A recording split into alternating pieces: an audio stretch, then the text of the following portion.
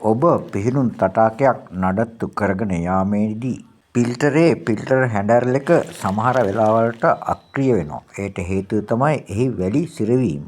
මේ වගේ වෙලාවට එම වෑල් එක බලෙන් කරකවන්න ගියොත් කැඩිලා යන්න පුළුවන්. එම වෑල් එක මිල අධික බැවින් එහිදී බොහෝ පාඩුවක් සිදු වෙනවා. ඒ නිසා අපි මේ අවස්ථාවේදී ප්‍රායෝගිකව හොයලා බලමු ඒ වගේ අවස්ථාවක කළ යුතු කාර්යය කුමක්ද කියලා.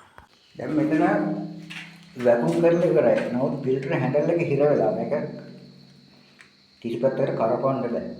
ඒ වගේ අවස්ථාවක අපිට පුළුවන් මෙන්න මේ ස්ථානයේ තියෙනවා මෙන්න මේ නට් එක මේක ගලවලා වතුර පාර යන්න ඇරලා පොඩ්ඩක් කරකවන්න පුළුවන්ද කියලා උත්සාහ කරන්න.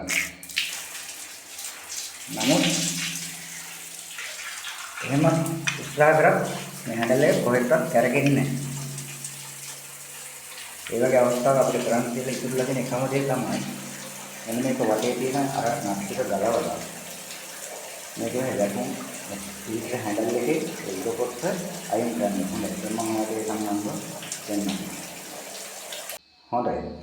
දැන් මේ උඩ තියෙන ඇනසෙට් එක අපි ගලවන්න ඕන මේකේ හැන්ඩල් එක තියෙන වැඩ ඉවත් කරන්න.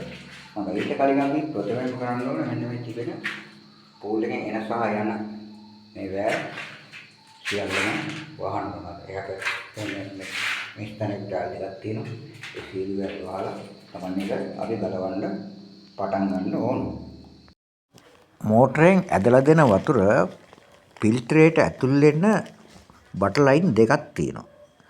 අන්නේ බටර් ලයින් දෙකට ඒ වතුර කරකවලා දෙන්නේ මෙන්න මේ හැන්ඩල් එකෙන්. මේ හැන්ඩල් එකෙන් කැරකෙනකොට මේ ඇතුලේ තියෙන කවුළු. ඒ කවුළු උඩින් වතුර පාර යන කවුළු කීපයක් සහ යටින් වතුර පාර යන්න ඕන කවුළු කීපයක්. ඒ අනුව තමයි ෆිල්ටරේ සිස්ටම් එක වැඩ කරන්නේ.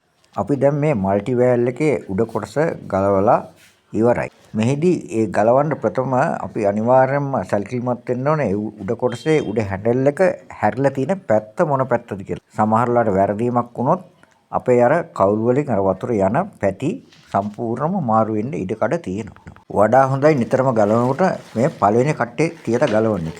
හොඳයි. දැන් අපි ඒව ගලවලා වැලි සුද්ධ කරලා ඉවරයි. අපි නැවත එම උඩ හැන්ඩල් එක සවි කරන්නයි සූදානම් වෙන්නේ.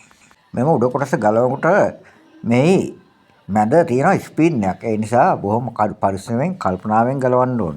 හොඳයි. දැන් උඩ හැන්ඩල් කොටස අපි සවි කරනවා. ඒ සවි කරනකොට මේ හොඳට සීල් වෙන්න සවි කරන්න ඕන. මොකද නැත්තම් ප්‍රෙෂර් එකට වතුර ලීක් කරන්න ඉඩකඩ තියෙනවා.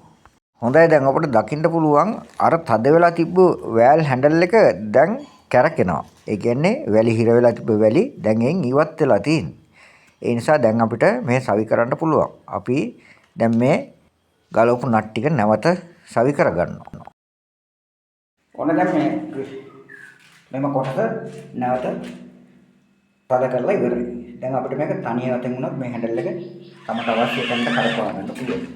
දැන් අර පිටින් තටාකේ වැකුම් කරලා ඉවරලා ෆිල්ටරේ සුද්ධ කරන්න තියෙන නිසා අපි මේකේ දාගන්නේ මේ කෙලින් තියෙන පිටිපස්සම ස්ථානයට.